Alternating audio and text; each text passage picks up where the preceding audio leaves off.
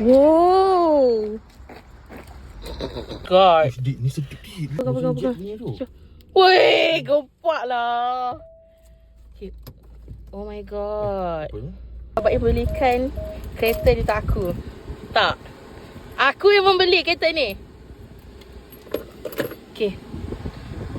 Bawa sana. Hello. Hello. Okay, so welcome back to my vlog. Cuma kali ni vlog kita lebih hebat. Sebab vlog kita adalah aku unboxing my car. Okay, this is my own car under my name. Ya, so kita akan buat unboxing. So mungkin korang akan macam fikir, Hajar, kenapa tiba-tiba sangat beli kereta ni? Weh, aku nak intern nanti aku tak ada kereta. Macam mana aku nak bergerak dari rumah aku tu? Kau faham tak? Lepas tu, I think it is a need and it is necessary untuk aku beli kereta sebabnya dekat rumah tak ada kereta dek. Kereta pun untuk kakak aku pergi kerja dia lah. Okay. So we're going to make this is my big decision lah untuk beli kereta sebenarnya. So, lagipun ia necessary kan. So kita kena beli. So aku beli kereta apa? Aku beli kereta Saga MC3 variant executive 1.5. Dia punya steering kan sangat ringan ya. Takut kita. Memang takut kita weh. Jadinya let's go. Mari kita unboxing.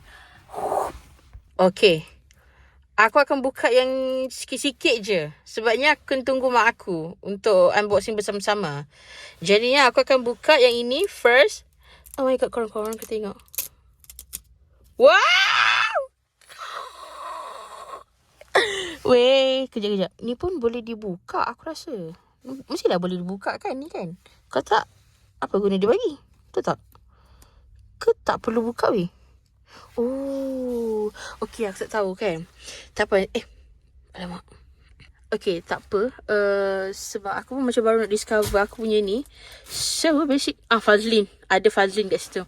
So, dia macam boleh tengok. Dia boleh tengok lah mesej apa semua kan. So, basically, dia punya apps apa yang ada kat dalam telefon aku ni, dia akan connect terus dekat ni. And then, ni dia punya, boleh buka ke? Boleh lah kot kan? Aku buka Okay, aku buka ini. Ni adalah lampu. Aku buka kecil-kecil je weh. Nanti yang besar-besar aku buka dengan mak aku. Okay, ini adalah Jackson. Woo!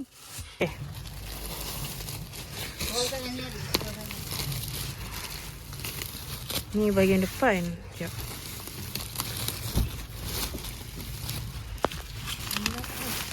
Tak nampak kau.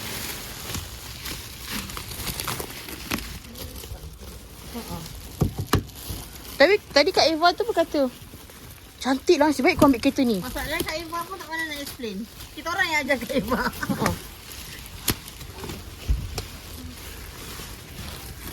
Ni tali apa?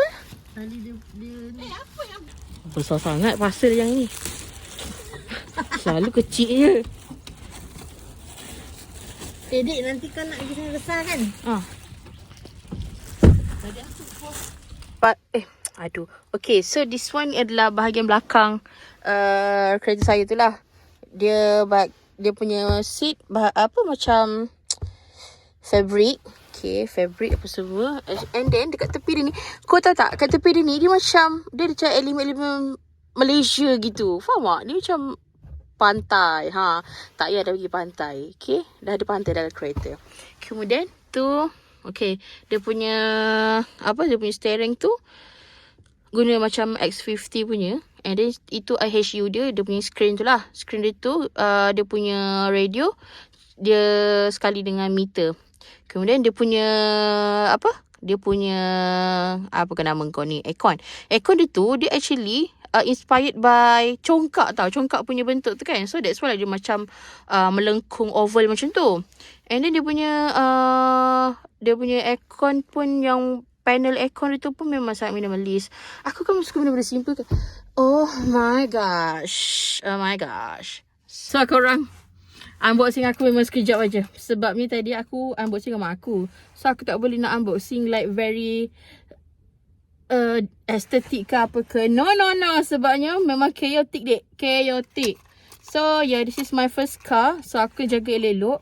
So untuk korang yang tengok video ni, terima kasih sebab mendoakan saya dapat benda-benda yang elok. Saya dapat beli kereta walaupun loan. Tapi tak apa. Aku akan tetap membayar walaupun loan. Tapi tak apa.